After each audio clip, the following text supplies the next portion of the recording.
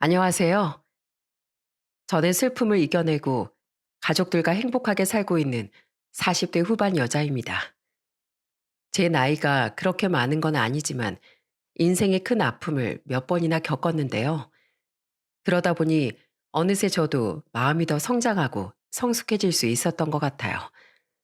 제가 그렇게 이겨낼 수 있었던 건 다 저희 가족들 덕분이랍니다. 세상에서 가장 소중한 저희 가족 얘기를 하고 싶어서 사연을 보내게 되었어요. 그럼 제 이야기를 시작해 보도록 하겠습니다. 저는 평범한 가정에서 자라 대학 졸업 후에 직장을 다니게 되었어요. 그렇게 열심히 일하던 도중에 지인의 소개로 남편을 만나게 되었답니다. 남편은 교통경찰이었는데 키도 크고 인상도 남자답고 듬직한 사람이었어요. 그런데 강해 보이는 인상과는 다르게 성격은 어딘가 모르게 때묻지 않은 순수한 느낌이 들더라고요. 하지만 그 와중에도 직업이 경찰이라 그런지 불의를 보면 못 참더군요. 하루는 남편이랑 같이 식당에서 밥을 먹고 있었어요. 그런데 옆 테이블에서 깡패같이 생긴 20대 남자들이 소란을 피우고 있는 거예요. 손님들 다 있는 데서 큰 소리로 웃으며 노래를 부르고 테이블을 주먹으로 쾅쾅 내리치면서 큰 소리를 내기도 했습니다. 다들 인상을 쓰며 그쪽 테이블을 바라보고 있는데 식당 손님 중 한 명이 그 사람들한테 이렇게 얘기하더라고요. 저기요, 목소리 좀 낮추세요. 다들 그쪽들 때문에 시끄러워서 밥도 못 먹고 있잖아요. 그런데 그 사람들은 죄송하다고 하지 못할 망정 오히려 아버지뻘 되는 그 손님한테 이렇게 소리를 치더군요. 당신이 뭔데 이래라 저래라야? 내가 내 돈 내고 식당에서 떠들면서 먹겠다는데 당신이 웬 참견이냐고? 아, 진짜 한창 재밌었는데 밥맛 떨어지네. 당신 내가 한번 뒤집어 엎어줄까? 내가 얼마나 무서운 사람인지 한번 보여줘? 그 남잔 그렇게 말하고선 갑자기 자리에서 일어나 우통을 훌렁 벗더군요. 그리고선 상반신을 뒤덮고 있는 문신들을 자랑하듯이 보여주며 위협을 하기 시작했어요. 그런데 그때였습니다. 저희 남편이 갑자기 자리에서 벌떡 일어나 이렇게 소리치더군요. 잠깐만요. 지금 뭐 하시는 겁니까? 넌 또 뭐야? 아주 나한테 매운맛 보고 싶어서 작정했어? 하지만 저희 남편은 전혀 쫄지 않고 이렇게 말했어요.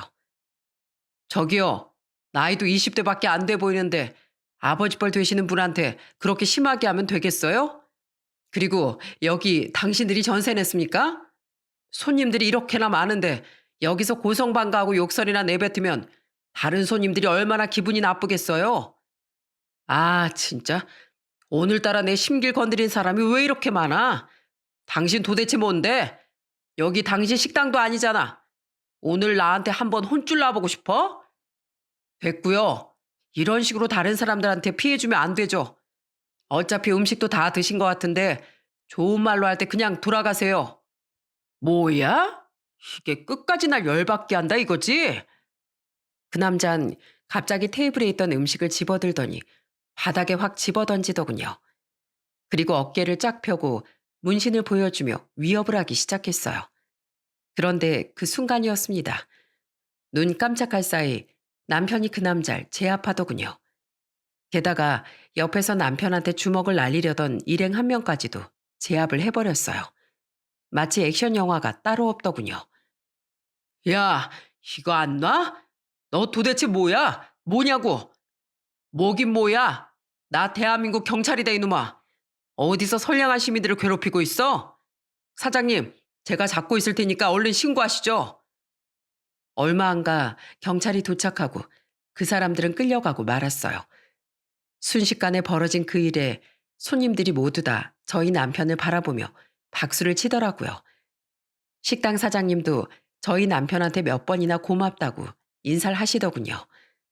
가끔 오는 손님인데 올 때마다 저렇게 진상을 피워서 그동안 힘들었었다고 하네요. 전 그때 남편이 참 멋있게 느껴지더라고요. 대한민국에 이런 경찰들이 많다면 참 살기 좋아지겠다는 생각이 들었어요. 그런데 또 하루는 남편이랑 같이 차를 타고 지인을 만나러 가는 길이었어요. 그런데 저희 앞에 있던 어떤 차가 차선을 왔다 갔다 하면서 위험하게 운전을 하더라고요. 그걸 본 남편이 인상을 쓰며 이렇게 말하더군요. 저 차 아무래도 이상한데? 안 되겠어. 저러다가 사고 나겠다고. 남편은 경적을 빵빵 울리면서 그 차를 세우기 위해 노력했습니다. 하지만 차는 계속 비틀거리기만 하고 멈추질 않더군요. 결국 남편이 경적을 세게 울리며 그 차에 바짝 붙어 겨우 차를 세우는데 성공했어요. 내려서 그 차에 가보니 만취한 아저씨가 운전석에 앉아 있더군요.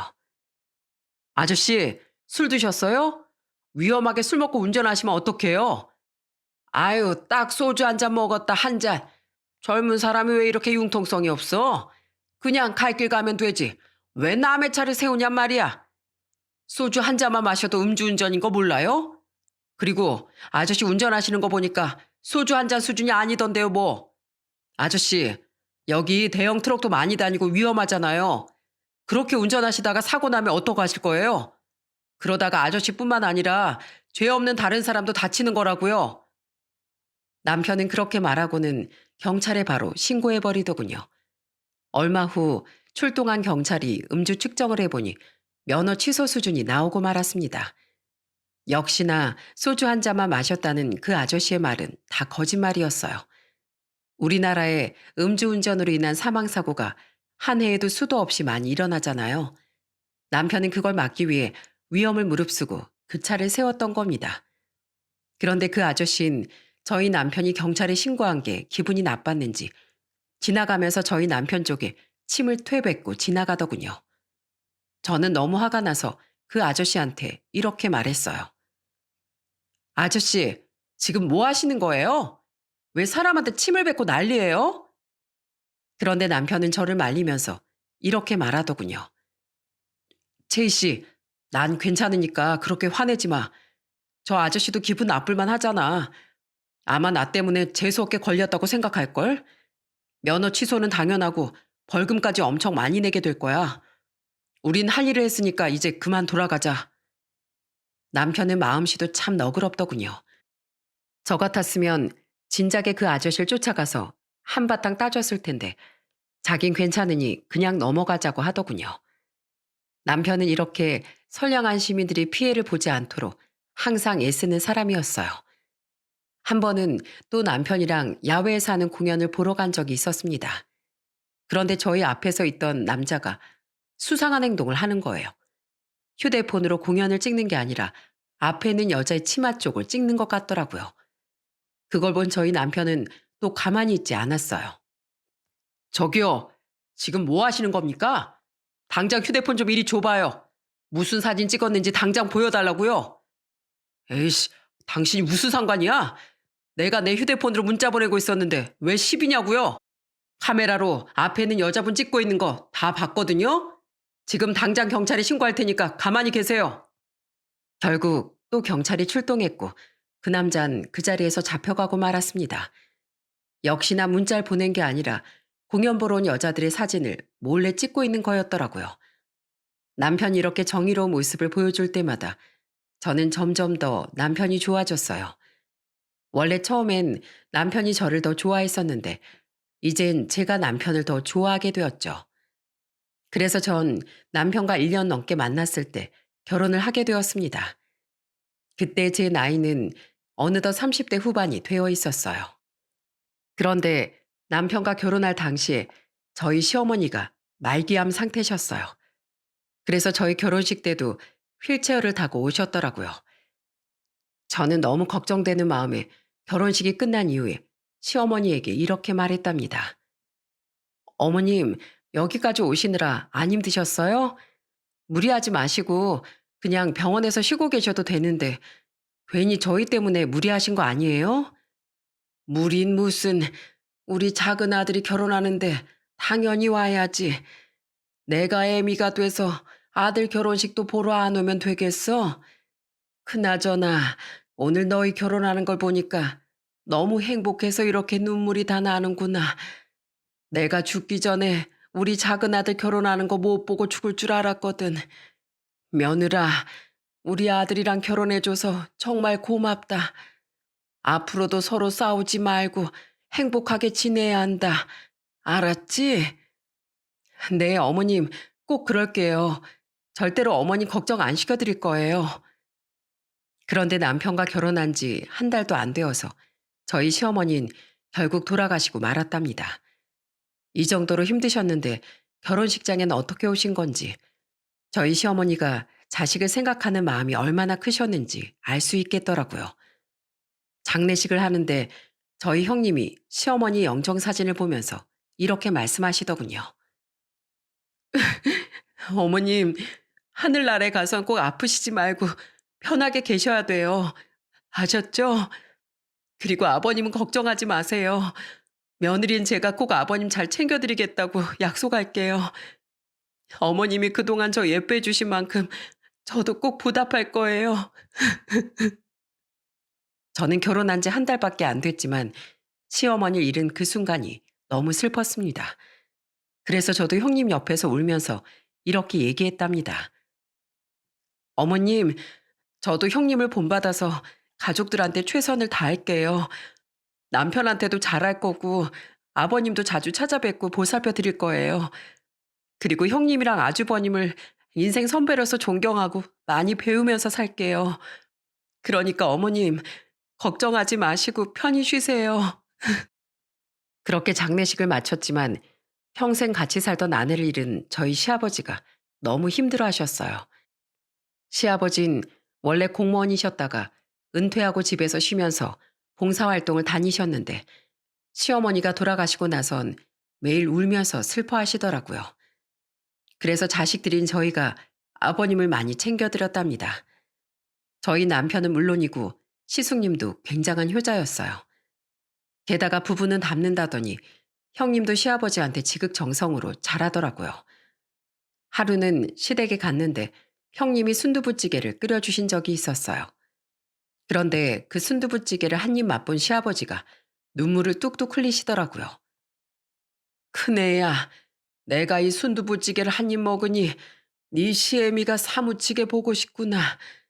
이 국물 맛이 네 시애미가 끓인 국물 맛이랑 아주 똑같은 것 같다. 이런 맛은 아무나 못 내는 줄 알았는데 네가 이렇게 나를 울리는구나. 아버님, 울지 마세요. 아버님이 어머님이 끓여주신 순두부찌개 드시고 싶어 하실 것 같아서 제가 한번 끓여본 거예요. 제가 예전에 어머님한테서 순두부찌개 끓이는 비법을 배웠었잖아요. 최대한 비슷하게 끓여봤는데 국물 맛이 똑같다고 하시니까 정말 다행이네요. 아버님, 제가 앞으로도 종종 어머님이 해주시던 음식 똑같이 만들어 드릴게요. 그러니까 드시고 싶으신 거 있으면 언제든지 말씀하세요. 고맙구나, 고마워. 내가 네 덕분에 살 힘이 나는구나. 시아버지가 눈물을 흘리시니까 저까지 코끝이 찡해지더라고요. 저는 시어머니랑 지낸 시간이 얼마 안 돼 음식도 못 배웠는데 형님은 시어머니가 아프시기 전에 이것저것 많이 배웠었나 봐요. 그런데 그때 배운 걸 시아버지를 위해 써먹으시는 걸 보고 정말 배울 점이 많은 사람이구나 하고 생각했답니다. 저희 남편도 시아버지를 무척이나 챙겨드렸어요. 집에 혼자 계실 시아버지가 심심하실까봐 인터넷을 보며 바둑을 배워서 시아버지랑 바둑을 두기도 했습니다. 아버지, 노인정에서 다른 어르신들하고만 바둑 두지 마시고 저랑도 한번 둬요. 대신 저는 초보자니까 봐주셔야 돼요. 바둑의 바자도 모르는 꼬맹이라고 생각하고 한 번씩 져주시면 더 좋고요. 저희 시아버진 원래 평소에 노인정에서 다른 어르신들이랑 바둑 두는 게 취미셨는데 시어머니가 돌아가시고 나서 노인정의 발길을 끊으셨거든요. 그래서 저희 남편이 다시 시아버지가 취미 생활을 하게 해드리려고 그렇게 한 거였어요. 다행히 남편이 그렇게 하니까 시아버지가 조금씩 기운을 차리시더군요. 그 와중에 전 남편과의 사이에서 떡두꺼비 같은 아들을 하나 낳았답니다. 아들이 너무 어려서 시댁에 자주 찾아가기가 힘들었는데 시아버지한테 힘이 되어드리고 싶어서 영상 통화를 자주 걸었어요. 아버님, 뭐 하고 계세요? 또 누워서 TV 보고 계셨어요? TV만 보지 마시고 우리 도영이 꼼지락거리는 것 좀 보세요. 이 발가락 진짜 귀엽지 않아요? 발바닥이 보들보들한 게 너무 촉감이 좋아요. 아이고, 우리 예쁜 손주. 내가 실컷 안아보고 싶은데 집이 멀어서 그럴 수가 없네. 안 그래도 이번 주 주말에 한번 내려가려고 했어요. 우리 도영이가 아직 말을 못해서 그렇지 할아버지가 너무 보고 싶대요. 그렇지, 도영아? 아버님, 이것 보세요. 우리 도영이가 웃잖아요. 아마 맞다고 대답하는 건가 봐요. 제가 아들을 낳고 나서부터 시아버지의 표정이 점점 밝아지셨어요. 그리고 어느 정도 시간이 지나자 시아버지도 기운을 되찾고 예전의 생활로 돌아가셨죠. 그렇게 전 시댁 식구들과 잘 지내면서 결혼 생활을 했습니다. 다들 사이가 좋으니까 항상 웃음이 끊이질 않더라고요. 하루는 주말에 시아버지가 좋아하시는 배를 한 박스 사서 시댁에 간 적이 있었어요. 그런데 저희가 들고 들어간 배 박스를 보고 이미 와 있던 저희 형님이 깜짝 놀라더라고요. 어머, 동서, 이게 어떻게 된 일이야? 우리도 아버님 드리려고 배 한 박스 사왔는데 완전 텔레파시 통했나 보다. 아버님, 이거 어떡하죠? 완전히 배부자 되셨는데요? 형님, 그게 정말이에요? 어떻게 사와도 똑같은 걸 사오는지 진짜 신기하네요. 저희 남편이 배 한 박스 사서 가자고 얘기해서 사가지고 온 거거든요. 설마 형님네도 아주버님이 배 사가자고 말씀하신 거예요? 어떻게 알았어? 아주 형제끼리 생긴 것도 닮았는데 생각하는 것까지 똑같네. 동서네가 배 사올 줄 알았으면 우린 다른 거 사올 걸. 아버님 이거 다 드시다가 완전히 질려버리시면 어떡하지? 그러자 시아버지가 껄껄 웃으며 이렇게 말씀하시더군요. 아이고, 난 질려도 좋구나. 그래, 우리 자식들이 사온 배 좀 한번 먹어보자. 제가 배를 깎으려고 상자를 뜯는데 시숙님이 과도를 가져오며 이렇게 말하더라고요. 재수 씨, 배는 제가 깎을게요. 제가 이래봬도 과일 깎는 달인이거든요. 시숙님은 배를 깎더니 포크로 하나씩 찍어 가족들한테 나눠주기 시작했어요. 자, 우리 아버지 하나 먼저 드시고 그 다음은 우리 희준 엄마 그리고 재수 씨도 하나 드세요. 우와, 아주버님 너무 감사해요. 그런데 정말로 과일 깎는 달인이시네요. 어쩜 이렇게 과일 껍질을 얇게 잘 깎으세요? 그런데 그때 저희 남편이 입을 삐쭉 내밀면서 이러더라고요. 형, 왜 나는 안 줘? 치사하게 이럴 거야? 아이, 넌 네가 알아서 찍어 먹어. 우리 아버진 우리 키우느라 고생하셨으니까 먼저 드리는 거고, 우리 희준 엄만 희준이 키우느라 고생했으니까 먼저 준 거지. 그리고 재수 씨도 우리 집에 시집 와서 도영이 낳고 잘 키우고 있으니까 이렇게 대접을 해줘야 되지 않겠어? 너랑 난 우리 아버지랑 와이프들한테 잘해야 돼. 알겠어?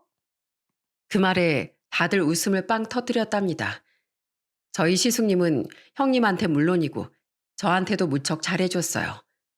한 번은 시댁에서 대청소를 한 적이 있었습니다. 제가 창고 정리를 하고 있었는데 박스가 아무렇게나 막 쌓여 있더라고요.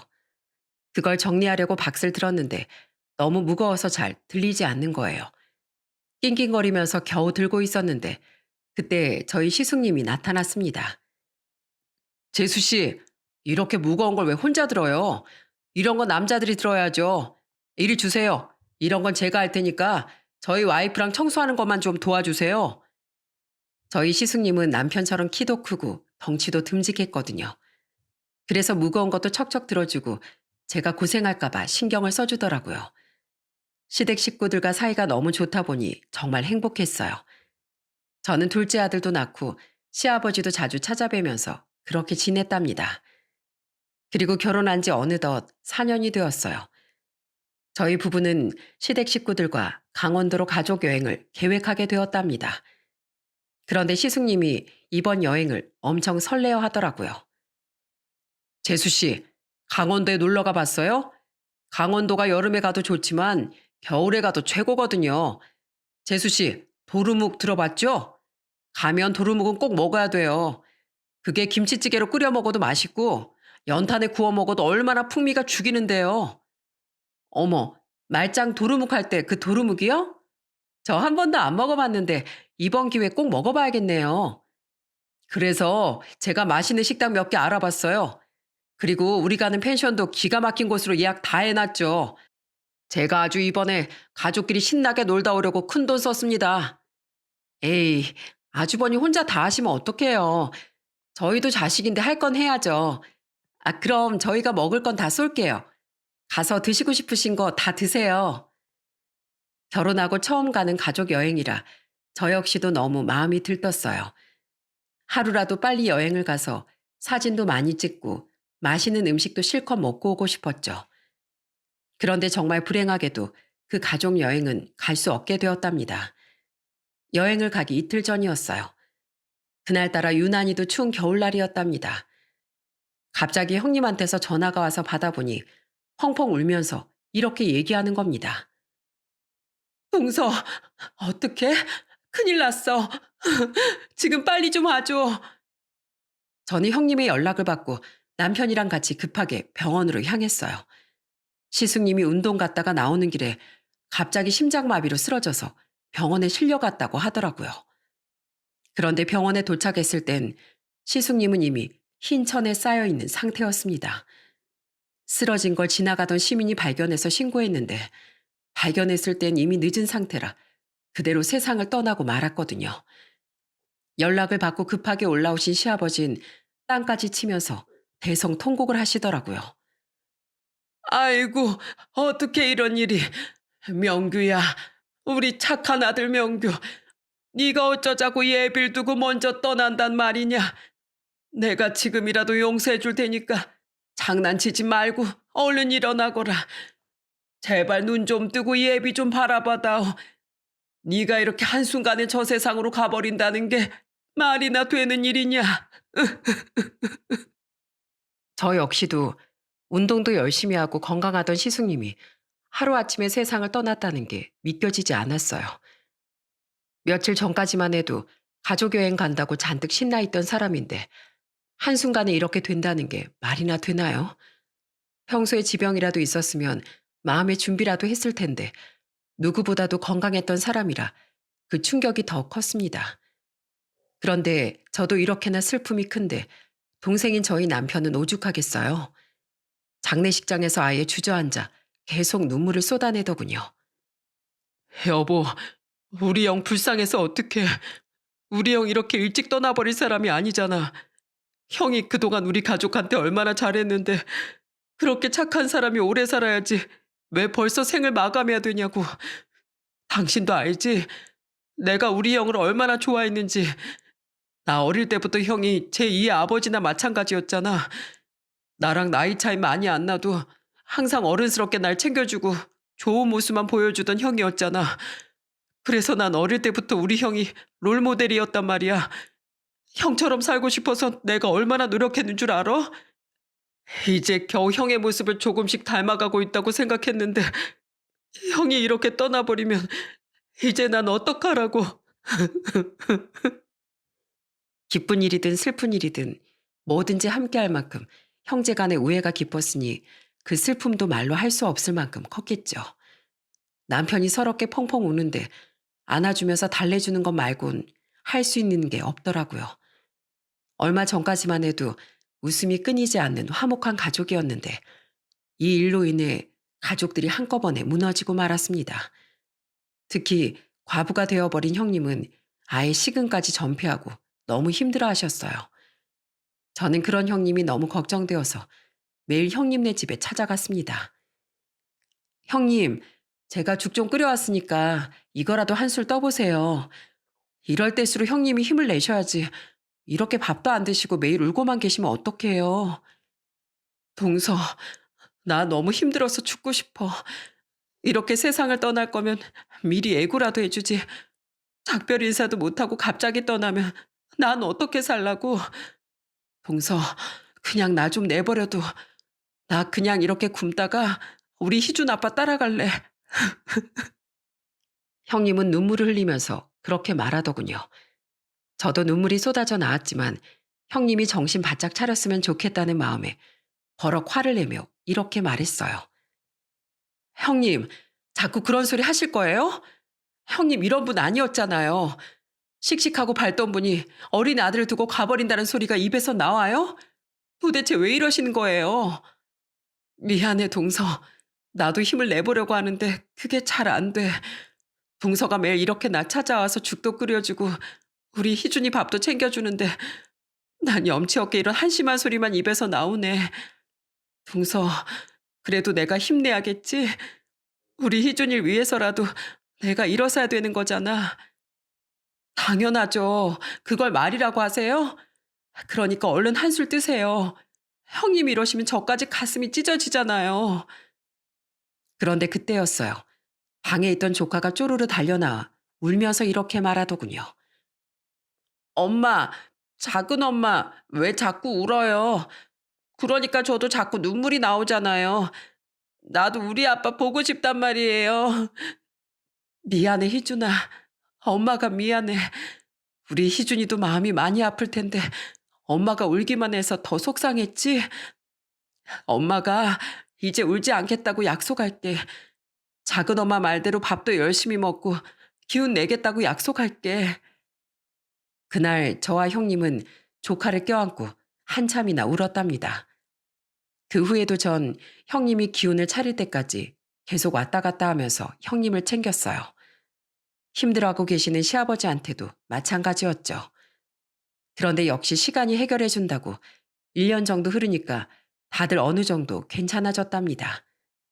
그런데 어느 날 제가 만들어간 파김치에 라면을 끓여서 형님이랑 같이 소주 한잔 하고 있었는데 형님이 저한테 이러시더라고요.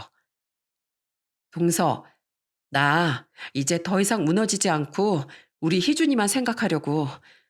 내가 무너지니까 우리 희준이가 어느새 웃음기가 사라진 게 너무 가슴이 아파서. 동서, 나 이렇게 잡아줘서 고마워. 동서가 없었더라면 내가 기운 낼 수 없었을 거야. 동서도 알지? 내가 우리 남편 엄청 좋아했던 거. 솔직히 그만큼 듬직하고 착한 사람도 흔하지 않잖아. 맞아요. 아주버님 진짜 좋은 분이셨어요. 아주버님 덕분에 저도 결혼 참 잘했다는 생각이 많이 들었었거든요. 아버님한테 효도도 진짜 많이 하시고 저랑 남편한테도 모범이 되는 모습 많이 보여주셨잖아요. 아주버님 좋은 분이시니까 하늘나라 가서도 잘 지내고 계실 거예요. 그러니까 우리 앞으로 기운 내고 예전처럼 씩씩하게 살아요. 알겠죠? 그렇게 가족들은 시숙님을 잃은 슬픔을 어느새 극복하게 되었답니다. 집에서 매일 우시던 저희 시아버지도 어느새 다시 봉사활동도 다니시고 노인정에서 바둑도 두면서 예전의 생활을 되찾으셨어요. 저는 시아버지가 다시 밝아지신 게 너무 보기 좋아서 더욱 기분을 북돋을 겸 이것저것 많이 챙겨드렸답니다. 하루는 제가 시아버지한테 전화를 했는데 노인정에 계신다는 겁니다. 그래서 전 시아버지한테 이렇게 말했어요. 아버님, 노인정에서 하루 종일 바둑 두시면 출출하지 않으세요? 제가 보쌈이나 족발 같은 거 거기로 배달시켜 드릴까요? 어르신들이랑 같이 드실 수 있게 넉넉하게 보내드릴게요. 아이고, 보내주면 나야 고맙지. 안 그래도 시장하던 참인데 잘 됐네. 내가 우리 며느리 덕분에 노인정에 있는 양반들한테 어깨 좀 한번 으쓱해 보겠어. 고맙구나 며느라. 잘 먹으마. 그날 시아버지가 너무 좋아하시길래 저는 그 이후에도 노인정에 종종 음식을 보내드렸어요. 시어머니도 안 계시고 시아버지가 제일 시간을 많이 보내는 곳이 노인정인데 거기서 친한 분들이랑 맛있게 드시면 좋잖아요. 제가 그렇게 시아버지를 챙기니까 저희 남편도 저한테 항상 고맙다고 하더라고요. 저희 남편도 시숙님이 세상을 떠나고 나서 매일 울면서 힘들어했는데 이제는 다시 웃음을 되찾았답니다. 시숙님을 잃고 온 가족 한꺼번에 무너졌었는데 1년이 조금 지나 다시 회복을 하게 된 거예요. 그렇게 저희 가족은 다시 힘을 내고 열심히 살아갔습니다. 시간이 흘러 어느새 결혼한 지 9년째가 되었어요. 하루는 눈이 펑펑 내리는 겨울날이었죠. 그날따라 눈이 너무 심하게 오길래 출근하는 남편이 너무 걱정되더라고요. 여보, 오늘 같은 날은 또 조심해야 되는 거 알지? 출근길에 미끄러질 수도 있으니까 천천히 가야 돼. 괜히 서두른답시고 속도 냈다가 큰일 나는 거야. 알았지? 아유, 걱정하지 마. 나 베스트 드라이버잖아. 당신이 말 안 해도 당연히 조심하지. 아휴, 이런 날 꼭 뉴스에 사고 났다는 기사가 많이 나오니까 걱정돼서 그렇지. 얘들아, 아빠 출근하신다. 얼른 아빠한테 뽀뽀해야지. 그러자 저희 애들이 쪼르르 현관으로 달려나와 저희 남편한테 뽀뽀를 하더군요. 아빠, 잘 다녀오세요. 아이고, 내 새끼들. 아빠가 이따가 너희 좋아하는 치킨 사올게. 이따가 같이 맛있게 먹자. 그렇게 남편은 집을 떠났어요. 그런데 창밖에 계속 눈이 많이 내려서 너무 걱정이 많이 되었어요. 오늘 하루도 안전하게 집에 돌아오기만을 바랬죠. 하지만 불안한 예감은 현실이 되고 말았습니다. 남편이 출근한 지 5시간도 안 됐는데 저한테 전화가 온 거예요. 뭐라고요? 저희 남편이 사고를 당했다고요? 알고 보니 남편이 출근해서 눈길에 난 사고를 수습하고 있었는데 뒤에서 오던 대형 트럭이 남편을 발견하지 못하고 그만 들이받아 버린 거예요. 남편은 그 자리에서 숨을 거두어 버렸고 저는 너무 놀라 병원으로 바로 달려갔습니다. 병원에 가서 남편의 모습을 보니 내 남편이 맞나 싶을 정도로 처참한 모습이더군요. 주저앉아서 울고 있는데 남편이랑 친한 동료 경찰이 저한테 이러더군요. 재수 씨, 우리 명진이 진짜 좋은 놈이었는데 제가 지켜주지 못해서 죄송합니다. 멀쩡히 일하다가 갑자기 이렇게 될 줄은 몰랐어요. 저는 너무 슬퍼서 그 말이 제대로 들리지도 않았어요. 그리고 형용할 수 없을 만큼 큰 슬픔 속에서 장례식을 치르게 되었죠. 저희 시아버지 남편의 소식을 듣고 너무나 큰 충격에 혼절하셨다가 겨우 일어나 장례식장에 오셨답니다. 시아버진 장례식장에서 술만 드시면서 오열을 하시더군요. 이 나쁜 놈들아, 너희들이 어떻게 날 두고 둘 다 이렇게 가버리냐. 이 애비는 어찌 살라고 자식 둘이 똑같이 젊은 나이에 떠나버리냔 말이야. 너희들은 자식들도 아니다, 이 불효막심한 놈들아. 내가 너희를 어떻게 키웠는데 끝까지 잘 살면서 좋은 모습 보여줘야지. 어떻게 예비보다 먼저 떠날 수가 있어. 아주 내 가슴을 갈기갈기 찢어놓고 싶어서 작정들을 했구나. 9년 사이에 아내와 2 자식을 모두 잃고 혼자가 된 시아버진 완전히 넋을 잃으신 것 같았습니다. 저희 시아버지가 어떤 심정이셨을지 제가 굳이 말을 하지 않아도 여러분들이 잘 아실 거라고 생각합니다. 고사성어 중에 단장 지혜라는 말이 있잖아요. 새끼를 잃은 어미 원숭이가 창자가 끊어져서 죽었다는 뜻의 고사성어래요. 2 자식을 모두 잃은 저희 시아버지의 심정은 아마 창자가 끊어지는 심정이었을 겁니다. 장례식을 치른 후 저는 남편의 유품을 하나씩 정리하기 시작했어요. 사진 앨범들을 하나씩 열어보니 예전에 시댁 식구들이랑 다 같이 찍은 사진들이 여러 장 보이더라고요. 그 사진 속에서 밝게 웃고 있는 남편의 모습을 보니 가슴이 미어지는 것 같았습니다. 저는 북받쳐 오르는 감정을 도저히 참을 수 없어 사진 앨범을 부둥켜 안고 펑펑 울었어요. 여보, 제발 당신이 세상을 떠난 게 사실이 아니라고 말해줘. 제발 이 사진 속에 있는 모습처럼 멀쩡하게 다시 돌아와서 밝게 웃어달란 말이야. 저는 남편이 잃은 슬픔에 하루하루를 눈물로 보냈어요. 그런데 그런 저의 옆에서 같이 울어주고 슬퍼해준 사람이 있었습니다. 그건 바로 저희 형님이었어요. 저는 너무 슬퍼서 직장까지 그만두고 집에서 매일 울었는데 형님이 아예 짐까지 싸들고 와서 저를 보살펴 주시더라고요.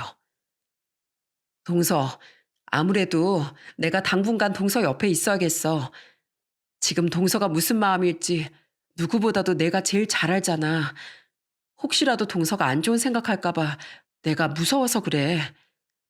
형님, 저 그때 형님이 왜 아주버님을 따라가겠다고 하셨는지 이제 알 것 같아요. 저 너무 슬퍼서 그냥 이대로 눈을 감아버리고 싶어요. 형님, 왜 하필 우리한테 이런 일이 일어난 걸까요? 형님 동서 사이 팔자가 어쩜 이리 똑같냐고요. 형님은 저를 안아주면서 계속 위로해 주셨어요. 그리고 제가 했던 것처럼 똑같이 저에게 죽을 끓여 먹여주고 저희 애들도 보살펴주면서 옆에서 힘이 많이 되어주었답니다. 하루는 저랑 형님이 시아버지를 찾아가서 펑펑 울었던 적도 있었어요. 그런데 그때 시아버지가 저희한테 이렇게 말씀하시더군요. 아이고, 내가 이리 박복해서 너희한테까지 이런 슬픔을 다 주는구나. 한순간에 남편을 잃고 홀로 애들을 키워야 될 너희 심정이 어떻겠니? 하지만 이것만큼은 알아두거라. 사람이라는 것 말이다. 태어났으면 언젠간 떠나게 되는 법이란다. 다만 내 자식들이 남들보다 조금 빨리 갔을 뿐이야. 그런데 내가 생각하면 생각할수록 너무 억울하구나. 어차피 가야 되는 운명이면 차라리 날 먼저 데려가지. 왜 앞날이 창창한 내 자식들을 먼저 데려가는지 원. 저희는 그 말을 듣고 눈물을 펑펑 쏟았습니다. 그런데 시아버진 한참을 우시다가 저와 형님의 손을 붙잡고 이렇게 말씀하시더군요. 내가 너희한테 부탁 하나 하고 싶구나. 너희 당분간 날 찾아오지 말거라. 내가 너희만 보면 내 자식들이 생각나서 가슴이 찢어지고 속이 다 뭉그러져서 살 수가 없어서 그래. 나 그렇겐 살아갈 자신이 없으니 내가 먼저 연락할 때까지 찾아오지 말았으면 좋겠다. 내 나중에 마음을 추스르게 되면 꼭 연락하마. 시아버지가 그렇게 말씀을 하시니 정말 가슴이 찢어질 듯 아프더군요. 오죽 힘드셨으면 저희 보고 오지 말라는 말씀까지 하시겠어요. 그래서 저는 한동안 시아버지를 찾아뵙지 않았습니다. 마음 같아선 자주 찾아가 위로해드리고 싶었지만 그랬다가 괜히 가슴만 후벼파게 될까봐 참고 또 참았어요. 그런데 시간이 지나 저희 시아버지 생신이 하루 앞으로 다가왔을 때 형님한테서 전화가 왔답니다. 동서, 이번에 아버님 생신이잖아. 혼자 쓸쓸하게 계실 텐데 그래도 우리가 가서 좀 챙겨드려야 하지 않겠어? 당연히 그래야죠, 형님. 그럼 내일 같이 아버님 댁으로 갈까요? 그래, 가자. 그런데 아버님이 전화를 통 안 받으시네. 그래요? 아무래도 아직까지 저희 보기 좀 힘드셔서 그러신가 봐요. 하긴 저희 목소리만 들어도 예전 생각이 나서 힘드실 테니까 그러실 만도 하죠. 그래도 언제까지 이렇게 나몰라라 할 수 있는 건 아니잖아. 자식들도 다 떠나보내셨는데 며느린 우리가 챙겨야지. 그렇게 저와 형님은 애들을 데리고 다음날 시댁으로 향했습니다. 그런데 시아버진 계속 저희 전화도 안 받으시고 집에도 안 계시더라고요. 초인종은 눌러도 인기척이 없길래 시아버지가 자주 가시던 노인정으로 향했습니다. 여름이라 문이 활짝 열려 있길래 들어갔는데 저는 거기서 눈이 뒤집어질 만한 광경을 목격하고 말았습니다. 시아버지 또래 동네 아저씨 한 분이 술에 취해서 저희 시아버지한테 패악질을 하고 있는 거예요. 야, 이놈아, 너네 집안은 저주받은 집안이야. 어떻게 마누라 물론이고 큰아들의 작은 아들까지 죽을 수가 있어? 아주 네가 사람 죽이는 팔자인가 보다. 그러자 옆에 있던 다른 어르신들이 그만하라면서 말리시더군요.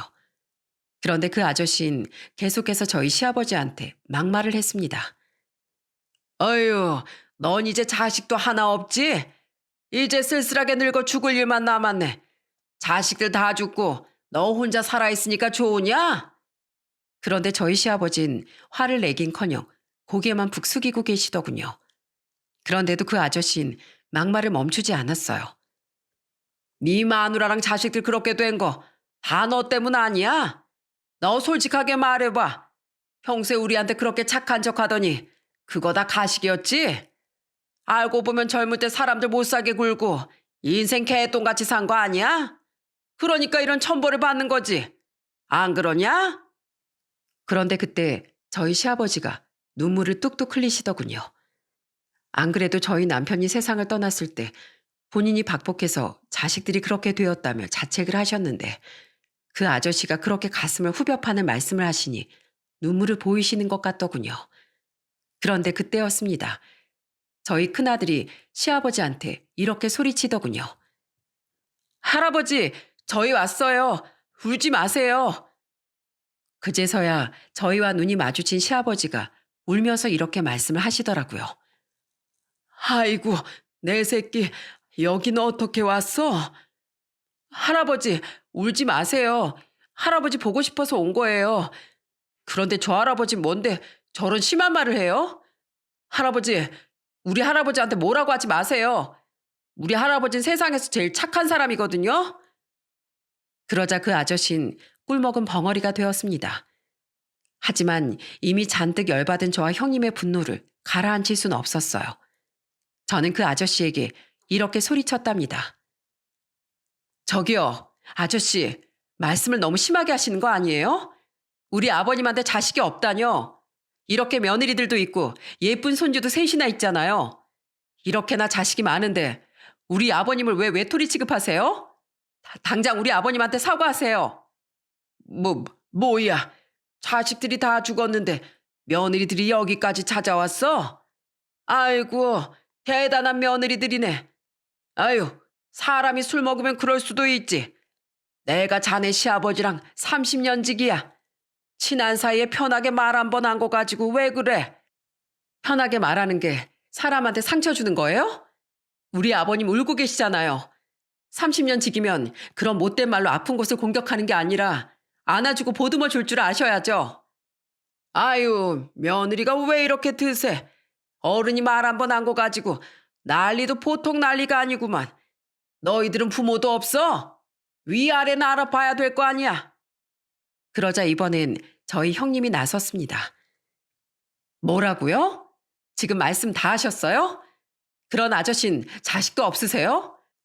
자식이 있으시면 우리 아버님이 얼마나 슬프고 힘드실지 잘 아실 거 아니에요.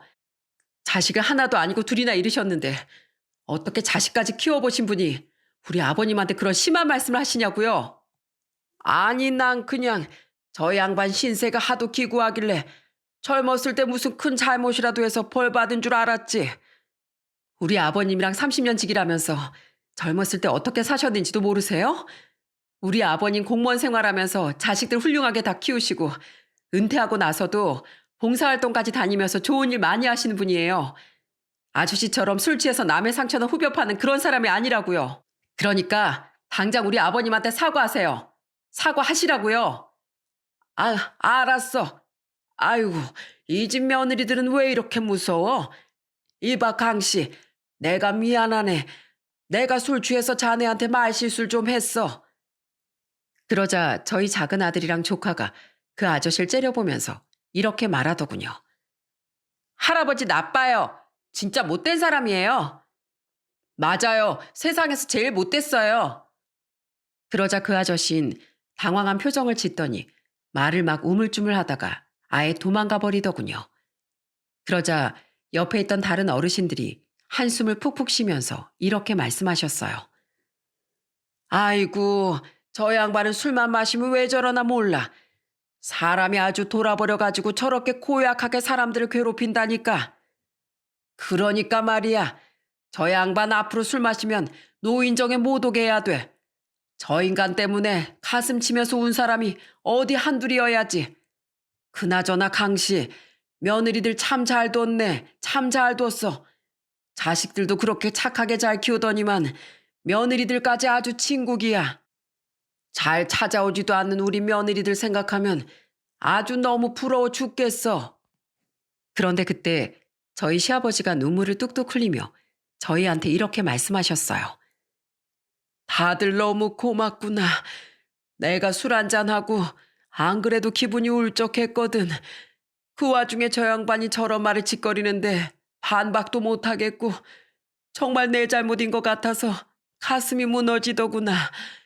그런데 너희들이 이렇게 찾아와 내 편을 들어주니 내 얼마나 고마운지 모른다. 아유, 우리 아버님 또 오신다. 아버님, 이렇게 좋은 날에 계속 울기만 하시면 어떡해요. 오늘 아버님 생신이잖아요. 그리고 전화 또 왜 그렇게 안 받으셨어요? 저희가 얼마나 걱정했는 줄 아세요? 맞아요, 아버님. 그래서 저랑 동서랑 이렇게 한 달이면 내려왔잖아요. 아버님, 우리 얼른 집으로 가요. 저희가 맛있는 거 많이 해드릴게요. 형님은 그렇게 말하면서 시아버지의 팔짱을 끼더군요. 그래서 저도 똑같이 반대쪽 팔짱을 껴버렸습니다. 그러자 저희 둘째 아들이 달려와 이렇게 말하더군요. 나도 할아버지 팔짱 낄 거야. 할아버지, 나도 팔짱 끼게 해주세요. 안 돼. 오늘은 엄마랑 큰엄마가 할아버지랑 팔짱 끼는 날이야. 원래 뭐든지 어른이 먼저 해야 되는 거 알지? 그러니까 너흰 나중에 할아버지랑 팔짱 껴. 저희 시아버진 그제서야 눈물을 닦고 활짝 웃으셨어요. 아이고, 좋다. 우리 며느리들이 이렇게 팔짱도 껴주고 너무 든든하구나. 그렇게 저희 가족은 다정하게 팔짱을 낀 채 시댁으로 향했습니다. 그리고 시아버지가 좋아하시는 갈비찜과 잡채, 그리고 시어머니의 손맛에 그대로 베낀 순두부찌개까지 끓여서 맛있게 먹었어요. 식사를 마친 후 시아버지가 저희한테 이런 말씀을 하시더라고요. 사실은 말이다. 내가 너희한테 오지 말라고 했던 건 이제 너희들이 인생 살라고 그런 거다. 아직 살아갈 날들이 창창한 너희가 죽은 내 아들들 때문에 나한테 얽매일 수는 없지 않니? 너희가 비록 내 며느리들이지만 딸이나 마찬가지인 애들인데 내가 어찌 너희 앞길을 막을 수가 있겠니? 그런데 지금 와서 생각해보니 내가 한참 잘못 생각했던 것 같구나. 난 너희가 없으면 너무 슬플 것 같구나. 이렇게 날 생각해주는 며느리들이랑 예쁜 우리 손주들이 있는데 내가 어찌 너희를 안 보고 살 수가 있겠니? 저는 그런 아버님의 손을 꼭 붙잡고 이렇게 말씀드렸어요. 아버님, 저희가 평생 보살펴 드릴 테니까 오지 말라는 소리만 하지 마세요. 그리고 다른 남자 만나서 새 출발하라는 소리도 하지 마시고요. 형님이랑 저랑 우리 애들까지 다 아버님이랑 한 가족이잖아요. 가족끼리 안 보고 산다는 게 말이나 돼요? 앞으로도 자주 이렇게 내려올 테니까 건강하게 오래오래 사셔야 돼요. 저희 전화도 안 받지 마시고요. 아시겠죠? 아이고, 고맙다. 내가 무슨 복이 있는지 너희같이 예쁜 며느리를 둘이나 얻었구나. 저희는 한바탕 또 눈물을 흘리고 말았답니다. 그렇게 저희 가족은 다시 똘똘 뭉쳐 서로의 슬픔을 보듬어주고 행복하게 지내게 되었어요. 노인정에서 그 일이 있었던 게 작년이었는데 지금까지 계속 서로 자주 왕래도 하며 지내고 있답니다. 저희 시아버진 예전처럼 다시 또 봉사활동을 다니고 계세요. 벌써 연세가 80 가까이 되셔서 그만하시라고 했는데도 그렇게 봉사활동을 다니시더군요. 힘드실까봐 걱정은 되지만 기운 차리고 열심히 사시는 그 모습이 너무 보기 좋아서 웃음이 다 나왔답니다. 여러분, 기쁨은 나누면 배가 되고 슬픔은 나누면 반이 된다는 말이 있죠? 저와 시댁 식구들은 큰 슬픔을 3번이나 겪었지만 서로 위로해주고 보듬어주면서 그 슬픔을 극복할 수 있었답니다. 서로가 이렇게 힘이 되어주지 않았다면 아마 누군가는 진작에 무너지고 말았을 거예요. 저는 비록 남편을 일찍 떠나보냈지만 이렇게 좋은 시댁 식구들을 얻을 수 있어서 너무 행복해요. 아마 하늘나라에 있는 저희 남편도 이런 저를 보면서 웃고 있겠죠? 땅에서 시아버지와 2 며느리가 잘 지내고 있으니 하늘에서도 새 모자가 행복하게 잘 지내고 있을 거라고 믿고 있어요. 여러분, 제가 이렇게 가족들과 서로 의지하며 다시 일어설 수 있었던 것처럼 제 사연을 들으시는 여러분들도 가족들과 서로 힘이 되어 주셨으면 좋겠습니다. 그럼 오늘도 웃음이 가득한 하루 보내시길 바랄게요. 끝까지 들어주셔서 정말 감사합니다.